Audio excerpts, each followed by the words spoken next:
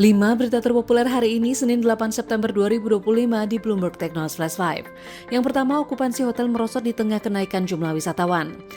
Data Badan Pusat Statistik atau BPS menyatakan tingkat okupansi hotel pada Juli 2025 menurun 3,57% dibandingkan Juli 2024. Sementara, secara kumulatif Januari-Juli 2025 penurunan okupansi sebesar 3,54%. Hal ini terjadi justru di tengah pertumbuhan wisatawan di berbagai daerah di Indonesia. Wakil Menteri Pariwisata Niluh Puspa dalam keterangan resmi Sabtu 6 September 2025 menyebut hal ini imbas bagian wisatawan beralih ke akomodasi alternatif dan adanya oversupply kamar hotel. Meski demikian, penyelenggaraan event besar dianggap sebagai potensi permintaan kamar hotel. Menteri Pariwisata Widianti Putri Wardana melaporkan kunjungan Wisman pada Juli 2025 mencapai 1,48 juta, tumbuh 13,01% dibanding sebelumnya. Secara kumulatif, Januari-Juli 2025 tercatat 8,53 juta kunjungan atau naik 10,04% dibandingkan periode yang sama pada tahun lalu. Angka ini didominasi wisatawan Malaysia, China, dan Australia. Kedua, Cina perpanjang aksi borong emas hingga 10 bulan berturut-turut. Bank Rakyat Cina atau PBOC menambahkan kepemilikan emas pada Agustus memperpanjang aksi beli 10 bulan berturut-turut. Hal ini untuk mendiversifikasi cadangan dari ketergantungan terhadap dolar Amerika Serikat. Data yang dirilis Minggu 7 September 2025 mencatat kepemilikan emas Bank Sentral naik 0,06 juta troy ounce menjadi 74,02 juta troy ounce. Sejak November lalu, PBOC telah mengakumulasi 1,22 juta troy ounce emas. Harga emas global mencatat rekor baru dalam beberapa hari terakhir. Hal ini dipicu ekspektasi pemangkasan suku bunga Amerika Serikat dan serangan independensi kepada The Fed. Meski permintaan emas secara global melambat, namun Dewan Emas Dunia atau World Gold Council menyatakan permintaan emas masih dapat meningkat seiring ketidakpastian global yang terjadi. Ketiga, daftar insiden pembobolan ribuan koin kripto yang pernah terjadi. DMM Bitcoin, platform pertukaran mata uang digital kripto di Jepang menjadi korban peretasan hingga 4.503 Bitcoin atau sekitar 320 juta dolar Amerika Serikat atau sekitar 5,12 triliun rupiah berdasarkan harga pasar mata uang digital asli sebesar 71.000 dolar Amerika Serikat pada pagi hari Rabu di Tokyo. Menurut Chainalysis, peretasan ini merupakan yang terbesar dari 7 peretasan yang pernah terjadi.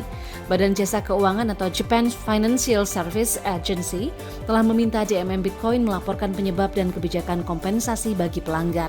Berikut sejumlah platform kripto yang pernah mengalami peretasan, yakni Axie Infinity, rugi 8,8 triliun rupiah, MT Gox Jepang kehilangan 14,8 miliar dolar Amerika Serikat, kemudian Ubit merugi 1,2 triliun rupiah, Coincheck Jepang kehilangan 530 juta dolar Amerika Serikat, lalu KuCoin yang diretas 4 tahun lalu.